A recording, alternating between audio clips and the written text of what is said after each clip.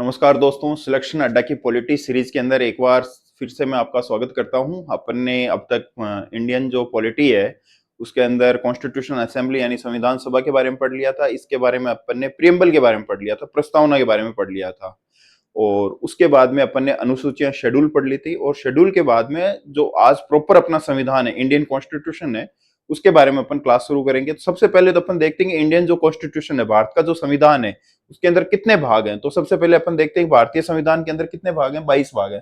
भारतीय संविधान में कितने भाग हैं? 22 भाग हैं। तो मैं एक बार थोड़ा फटाफट आपको इसका रिवीजन करवा देता हूँ भारत के संविधान को। बाकी इसको डिटेल से देखेंगे कौन से संविधान में क्या है। एक बार जब आप पूरी क्लास लोगे तो आपको सारी चीज समझ में आ जाएगी। तो सबसे पहले अपन देखते हैं भारत के संविधान के अंदर क्या क्या है। जो भाग है, भाग के अंदर कितने भाग हैं, भारतीय संविधान में कितने भाग हैं? तो भाग कुल कितने हैं? कुल भाग हैं 22। कुल भाग की संख्या कितनी है? 22 है। अगर आपसे पूछे कि भाग एक में क्या है, तो संघ और उसके राज्य क्षेत्र के बारे में, जिसके अंदर आज अपन क्लास के अंदर बात करेंगे। अनुच्छेद 1 से लेके अनुच्छेद कहां तक है? 4 तक है। फिर अपन देखते हैं नागरिकता, तो वो कहां से कहां तक है? अनुच्छेद 5 से लेके 11 तक है। फिर अपन देखते हैं मौलिक अधिकार, 12 से लेके 35 तक है। फिर अपन देखते हैं नीति निर्देशक तत्व, जो भाग 4 में आते हैं, वो कहां से कहां तक है? 36 से लेके 51 तक है। फिर अपन देखते हैं मूल जो भाग 4A है, मैंने आपको बोला था कि जहां ए आ जाता है वो कौन सी चीज होती है? अमेंडमेंट से जुड़ी हुई होती है। इसमें क्या है? मूल कर्तव्य है यानी फंडामेंटल ड्यूटीज है। इसके लिए भाग कौन सा है? 51A है। फिर अपन देखते हैं कि जो भाग 5 है, इसके अंदर क्या है? तो भाग 5 के अंदर 52 से लेके 151 तक है। और इसमें संघ के बारे में यानी सेंट्रल गवर्नमेंट के बारे में बात करी गई है। भाग 6 है, उसमें राज्यों के लिए बात की गई है। 152 से लेके 237 तक है। फिर अपन देखते हैं, वेरी इंपॉर्टेंट है, इंपॉर्टेंट तो नहीं है पर थोड़ा सा आपको ध्यान रखना है कि जो भाग 7 है, इसको क्या कर दिया गया है? समाप्त कर दिया गया है। भाग 7 अब क्या हो गया? समाप्त हो गया। कब समाप्त हुआ था? 1956 के अंदर। इसमें आर्टिकल कौन सा था? तो इसमें आर्टिकल 238 है। फिर अपन देखते हैं भाग 8, संघ और उसके राज्य क्षेत्र, मतलब संघ राज्य क्षेत्र। तो संघ राज्य क्षेत्र में यूनियन टेरिटरी आती है, केंद्र शासित प्रदेशों के बारे में बात की गई है। फिर अपन देखते हैं भाग 9। भाग 9 में किसको संवैधानिक दर्जा दिया था? पंचायतों को दिया था। और भाग 9A के अंदर नगर पालिका के बारे में बात की गई। आर्टिकल 243P से लेके 243ZG तक इसके बारे में वर्णन है। फिर अपन देखते हैं भाग जो 10 है, उसमें अनुसूचित जनजाति जो क्षेत्र है उसके बारे में बात की गई है। 244A। यहाँ इतना ये इंपॉर्टेंट नहीं है, इसको इतना ध्यान देने की जरूरत नहीं है। फिर अपन देखते हैं संघ और उसके राज्यों के मध्य संबंध है। ये भी इतना ज्यादा कोई इंपॉर्टेंट नहीं है एग्जाम के पॉइंट ऑफ व्यू से। संघ जो भाग 12 है, वित्त, संपत्ति और संविधाएं, ये भी इतना ज्यादा इंपॉर्टेंट नहीं है, इतना ज्यादा आपको ध्यान देना नहीं है। भाग जो इसके बाद में 13 आता है, राज्यों के मध्य व्यापार वाणिज्य, ये भी अपने को इतना ज्यादा खास नहीं है, ये इतने ज्यादा खास नहीं है। आपको अगर याद होता है ठीक है, बाकी इतना कोई स्पेशली ध्यान रखने की जरूरत नहीं है। भाग जो 14 है, इसके अंदर भी संघ और राज्यों के अधीन सेवाएं हैं, ये भी ज्यादा कोई इंपॉर्टेंट नहीं है। अब इंपॉर्टेंट अपना भाग कौन सा आता है, तो उसको देखना। अपना जो इंपॉर्टेंट भाग आता है वो शुरू होता है आपके भाग 15 से। भाग 15 में क्या है? निर्वाचन है, इलेक्शन।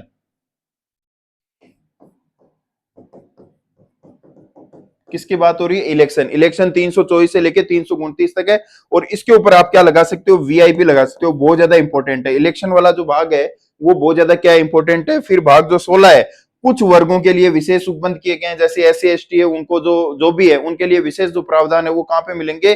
भाग 16 में। 330 से लेके 342 तक है। थोड़ा सा इंपॉर्टेंट है, ध्यान रखना है। फिर अपन अगला देखते हैं। अगला आता है राजभाषा, वेरी इंपॉर्टेंट है, वीआईपी है, यहां से एग्जाम के अंदर क्वेश्चन आता ही आता है। 343 से लेके 351 तक है।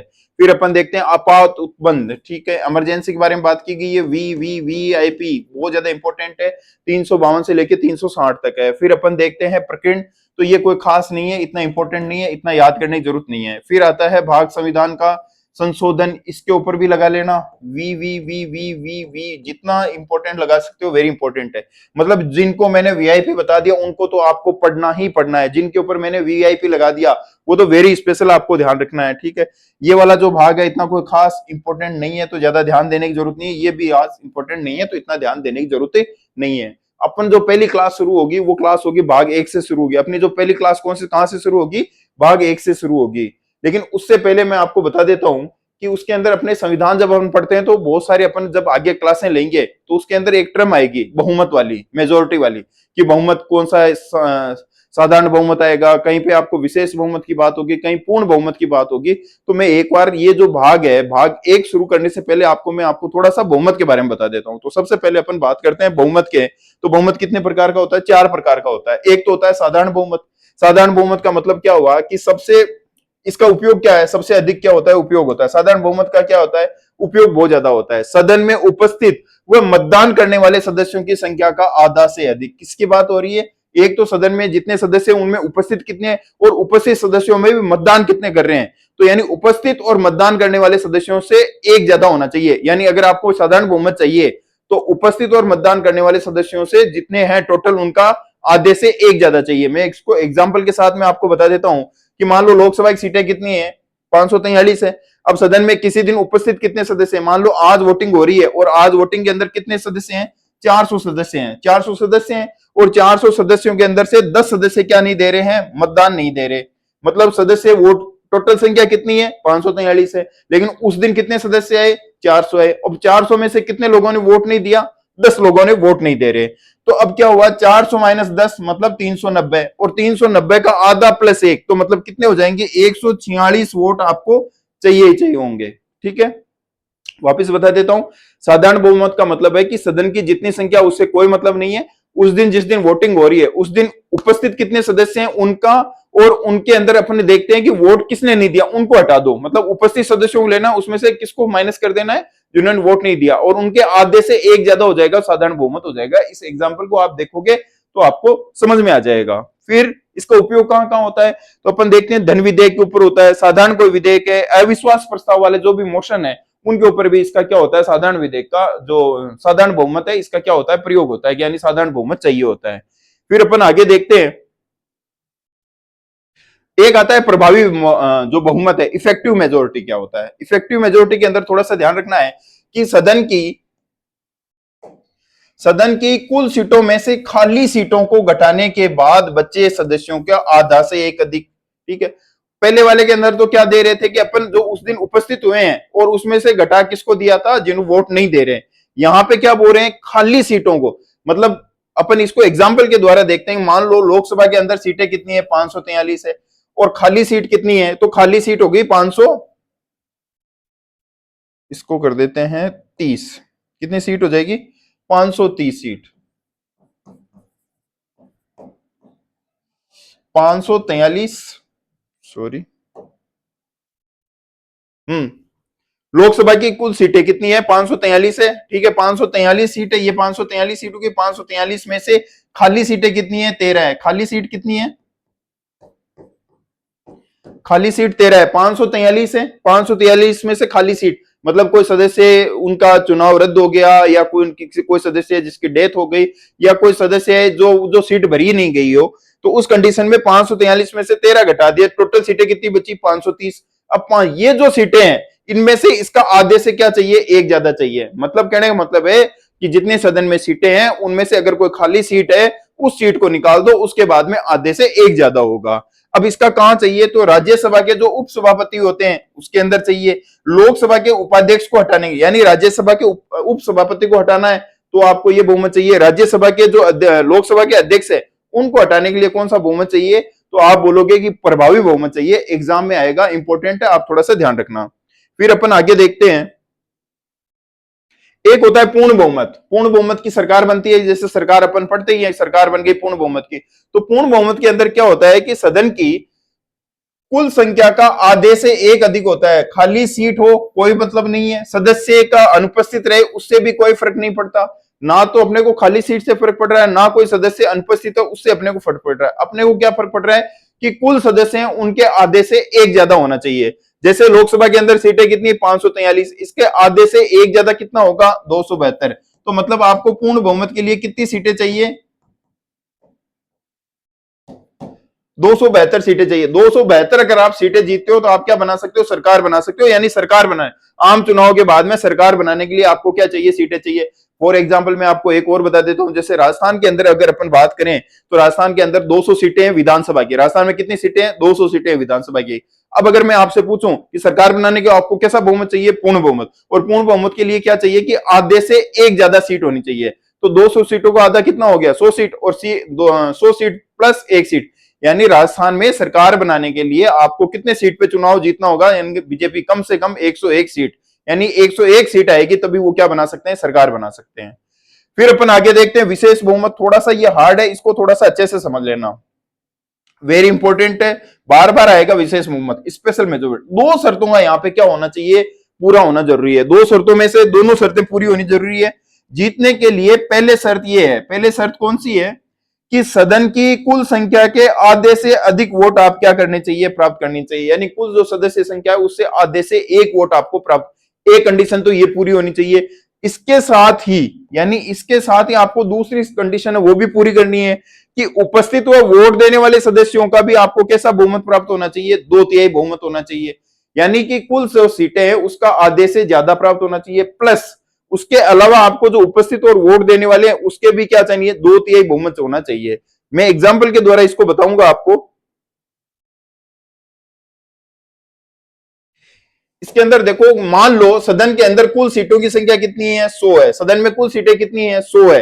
अब आपको पहली सीट क्या करनी है, आधे से एक ज्यादा तो आपको वोट लेने ही है। तो फर्स्ट शर्त आपकी क्या कह रही है कि फर्स्ट शर्त के अनुसार कम से कम आपको 51 वोट, मतलब आधे से एक ज्यादा वोट चाहिए, तो 51 वोट आपको मिलने चाहिए। लेकिन किसी व्यक्ति को कितने वोट मिले, 50 वोट मिले। अब 50 वोट मिले तो मतलब वो पहली शर्त ही वहीं पे क्या होगी, पूरी नहीं कर पाया, तो वही मामला खत्म हो जाएगा। सपोज करो कि उस व्यक्ति को कितने सीटें मिल गई, 51 सीटें मिल गई, तो वो पहली शर्त पूरी कर देगा, ठीक है। फिर अपन दूसरी शर्त बात करते हैं, 100 सीटों में से 60 सदस्यों ने वोट दिया। कितने सदस्यों ने दिया, 60 सदस्यों ने वोट दिया, और उसमें उसे कितने वोट मिले, 40 वोट मिले। तो अपन देखते हैं कि इसको कितना चाहिए, 2/3 बहुमत चाहिए होगा। 2/3 गुना 60 करेंगे तो 2/3 गुना 60 गुना 20, यानी उसको कितने वोट मिल गए, 40 वोट। और कितने चाहिए थे, 40 वोट ही चाहिएगा। लेकिन ये शर्त पूरी कर रहा है, लेकिन फिर भी वो क्या होगा, चुनाव हार जाएगा। क्यों हार जाएगा चुनाव, क्योंकि वो ये वाली जो शर्त है उसको पूरा नहीं कर पाया। अगर ये दोनों शर्तें पूरी होगी तभी वो क्या माना जाएगा, विशेष बहुमत माना जाएगा। उम्मीद कर रहा हूं आपको ये बात समझ में आई होगी। नहीं आए तो आप दोबारा पूछ लेना, दोबारा बता देंगे। इसका उपयोग कहां होता है, तो राष्ट्रपति के महाभियोग पर होता है, सुप्रीम कोर्ट के जजों को हटाने के लिए होता है, और संविधान संशोधन के लिए होता है। तो थोड़ा सा इंपॉर्टेंट है, आपको ध्यान रखना है, ये चीजें कंपलसरी है और आपको इन चीजों के लिए ध्यान देना है। अब आगे बढ़ते हैं, ये चीजें अपने सारे जब पढ़ेंगे पूरी पॉलिटी, उसके अंदर आपके ये जगह जगह काम आएगी, ठीक है। अब अपन बात करते हैं आगे की तरफ,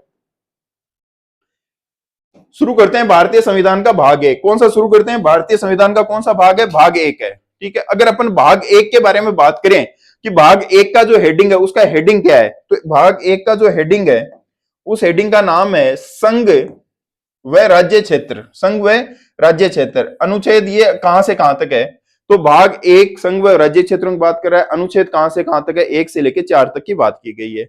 अगर अपन अनुच्छेद 1 की बात करें कि अनुच्छेद 1 के अंदर क्या क्या काम है, क्या नाम है, तो संघ का नाम और राज्य क्षेत्र के बारे में बात की गई है। अर्थात इसके अंदर क्या बात की गई है, संघ और उसके राज्य क्षेत्रों के बारे में बात की गई है। अब ये अनुच्छेद 1 क्या कहता है कि अनुच्छेद 1 कहता है कि भारत अर्थात इंडिया राज्यों का क्या होगा, संघ होगा। राज्यों का क्या है, संघ होगा। यानी इंग्लिश में इसे बोलेंगे, इंग्लिश वाला भी ध्यान रखना है, 2016 की जुडिशरी एग्जाम में ये क्वेश्चन पूछा गया था कि इंडिया दैट इज भारत या भारत जो कि इंडिया। थोड़ा सा ध्यान रखना है, इंडिया दैट इज भारत, ये आपको इंग्लिश वाला हिंदी में पूछ लिया था। Shall be union of state है, भारत क्या है, यूनियन ऑफ स्टेट है। एग्जामिनर पूछ सकता है फेडरेशन ऑफ स्टेट है क्या, फेडरेशन का मतलब भी संघ होता है और यूनियन का मतलब भी संघ होता है, लेकिन फेडरेशन का मतलब अलग हो जाता है, यूनियन का मतलब अलग हो जाता है। तो भारत क्या है, यूनियन ऑफ स्टेट है। थोड़ा सा आपको ये क्या रखना है, ध्यान रखना है, ठीक है।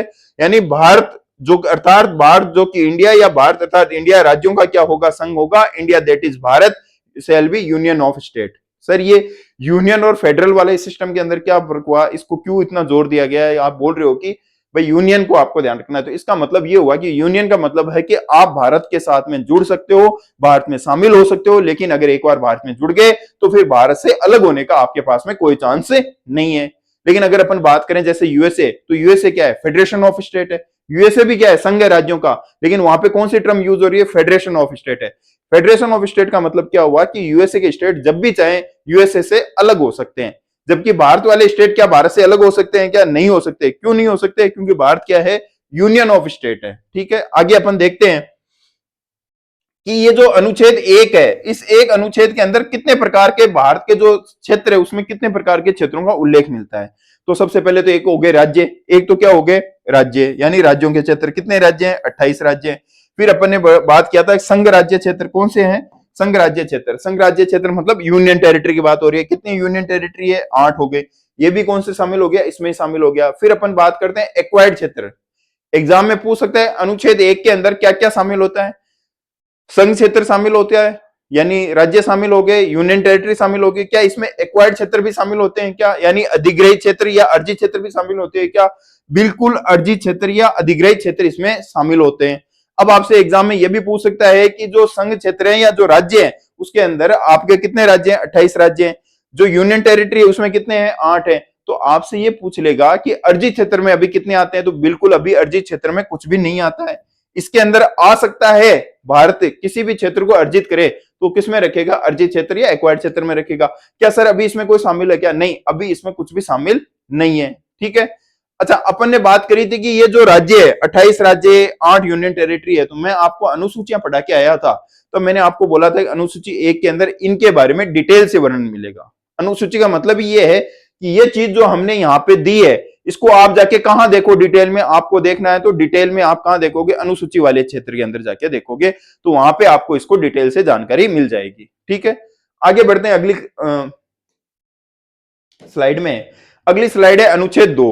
अनुच्छेद 2 क्या कहता है? अनुच्छेद 2 कहता है कि नए राज्यों का प्रवेश या स्थापना। नए राज्यों का क्या हो रहा है, प्रवेश या स्थापना। यानी कहने का मतलब है कि यह अनुच्छेद संसद को यह शक्ति देता है कि वह कानून बनाकर ऐसे राज्यों को भारतीय संघ में शामिल कर सकती है जो पहले भारत का हिस्सा नहीं थे। ठीक है, जैसे एग्जाम्पल 1875 में सिक्किम को भारत में विलय इसी अनुच्छेद के तहत हुआ था।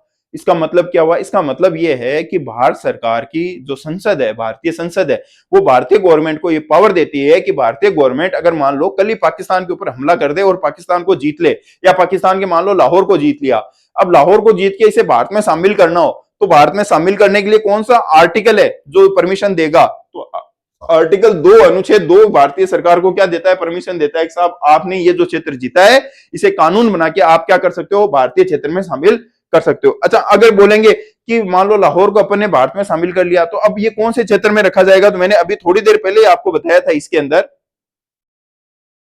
अक्वायर्ड क्षेत्र यानी अर्जित क्षेत्र के अंदर लाहौर को रखेंगे। ठीक है, तो कहने का मतलब है कि भारत के अंदर लाहौर को शामिल किया है, तो लाहौर को शामिल करने के लिए कौन सा अनुच्छेद भारत सरकार को परमिशन देता है कि बाहर की कोई भी चीज अंदर ला सकते हो? कहने का मतलब है कि आर्टिकल 2 देता है नए राज्यों का प्रवेश, यानी भारत के अंदर कोई बाहरी मेंबर अंदर आएगा तो उसके लिए कौन सा आर्टिकल होगा? आर्टिकल 2 होगा। ठीक है, जैसे अपन ने सिक्किम मैंने बोला था पहले भारत का हिस्सा नहीं था, एक अपना जो अलग स्वामित्व रखता था, ठीक है, वजूद रखता था। अपन ने इसको पहले क्या दिया, सह राज्य का दर्जा दिया और बाद में इसे भारत में क्या कर लिया, शामिल कर लिया। फिर अपन देखते हैं आर्टिकल 3 अनुच्छेद 3 क्या कह रहा है। तो अनुच्छेद 3 के लिए आपको थोड़ा सा ध्यान रखना है कि नए राज्यों का निर्माण, ठीक है, और वर्तमान राज्यों के क्षेत्रों, सीमाओं व नामों में परिवर्तन। यहां भी यही हो रहा है, यहां भी यही। यहां क्या फर्क हो गया? इसका मतलब ये हो गया कि जो भारत के अंदर राज्य है उनके नाम में परिवर्तन करना, उसकी सीमा में परिवर्तन करना है।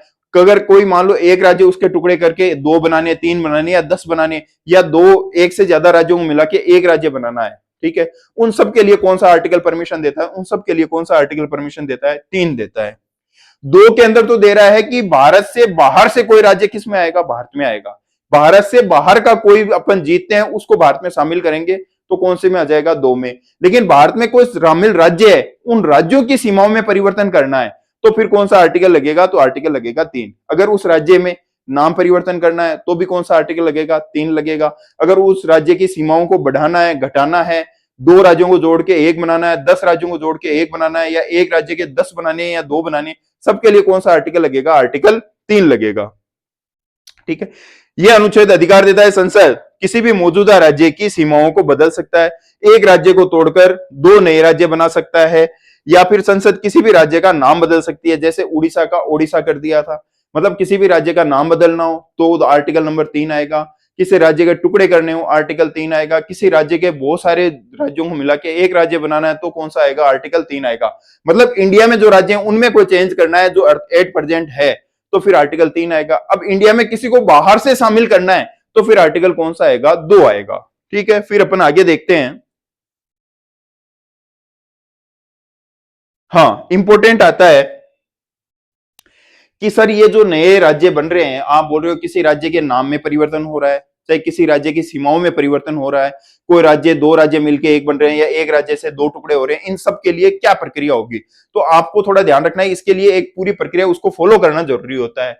प्रक्रिया क्या है कि अनुच्छेद 3 के अंतर्गत होने वाले किसी भी संशोधन को, विधेयक यानी संशोधन को, उसको क्या बोलेंगे, बिल बोलेंगे। जो एक प्रोफोर्मा रखा जाता है, बिल रखा जाए, उसे क्या बोलेंगे, बिल बोलेंगे।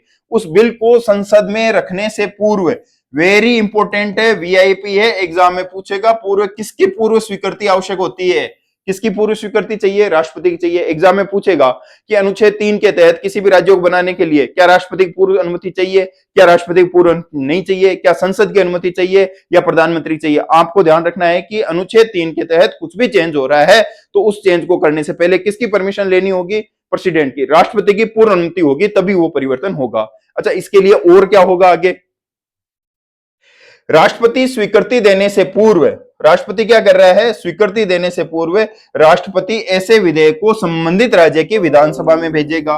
सपोज करो, मान लो अपने अभी तेलंगाना बना है, तो तेलंगाना के लिए बात कर लेते हैं कि साहब तेलंगाना का आंध्र प्रदेश के टुकड़े हो रहे हैं और आंध्र प्रदेश से बोला कि हम क्या बनाएंगे, तेलंगाना बनाएंगे। ठीक है, एक बिल लेके आया जाए।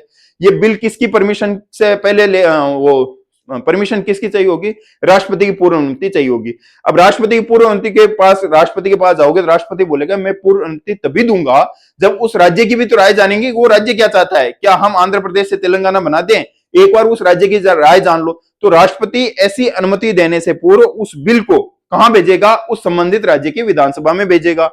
यानी राष्ट्रपति स्वीकृति देने से पूर्व राष्ट्रपति ऐसे विधेयक को संबंधित राज्य की विधानसभा में भेजेगा। अगर मान लो कोई दूसरा राज्य, मान लो आपके तमिलनाडु है, तमिलनाडु नहीं है तो केरल है, तो उस राज्य में अगर केरल प्रभावित हो रहा है तो उस बिल को कहां भेजा जाएगा, केरल राज्य की विधानसभा में भेजा जाएगा कि हम ऐसा कर रहे हैं, आपकी इसमें क्या राय है।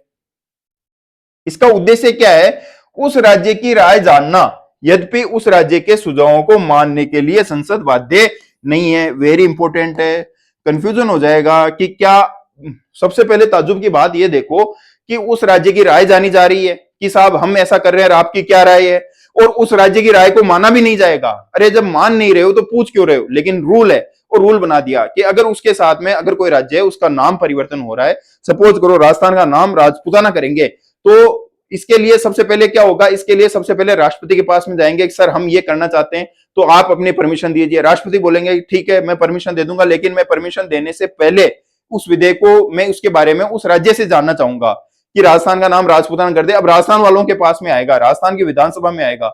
अब राजस्थान विधानसभा से राय पूछेंगे, लेकिन राजस्थान जो विधानसभा की जो राय होगी उसको मानने के लिए बाध्य नहीं है, बस राय पूछी जाएगी कि आप क्या चाहते हो, हाँ चाहते हो या ना चाहते हो, हाँ चाहोगे तो भी हम करेंगे, ना चाहोगे तो भी हम करेंगे, तुम अपनी राय देके देख लो। तो कोई मतलब नहीं है, पर फिर भी ध्यान, स्टेटमेंट वाले एग्जाम के अंदर ये क्वेश्चन पूछ सकता है।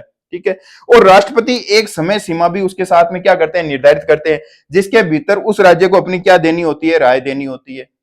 ठीक है, मान लो राजस्थान की बात हो रही है, राजस्थान का नाम चेंज करने की बात हो रही है और विधेयक आया और विधेयक राजस्थान की विधानसभा में आ गया और राजस्थान विधानसभा ना तो उसमें अपनी राय दी है, ना उसको रिजेक्ट किया पड़ा है, ऐसा नहीं होगा। इसके लिए राष्ट्रपति क्या देंगे, समय देंगे कि आपको हम ये दे रहे हैं, बिल दे रहे हैं, इसके ऊपर आप अपनी राय दो। और राय देने के लिए मान लो अपने को 1 महीने का टाइम दे देंगे या 2 महीने को दे देंगे, अपने को 1 महीने 2 महीने जो भी राष्ट्रपति उस बिल के साथ में टाइम लिख के भेजेंगे, इतने दिन में आपको अपनी राय देनी है। उस राय, उस टाइम के अंदर अपने को अपनी राय देनी है। नहीं देंगे तो भी कोई फर्क नहीं पड़ेगा, दे देंगे तो भी कोई फर्क नहीं पड़ेगा, बस आपको प्रोसीजर ध्यान रखना है। ठीक है, फिर अपन आगे देखते हैं कि आगे इसमें क्या होगा। यदि राज्य ने उस विधेयक पर असहमति दे दी या जवाब भी नहीं दिया तो भी क्या होगा, उस विधेयक के ऊपर, उस बिल को संसद,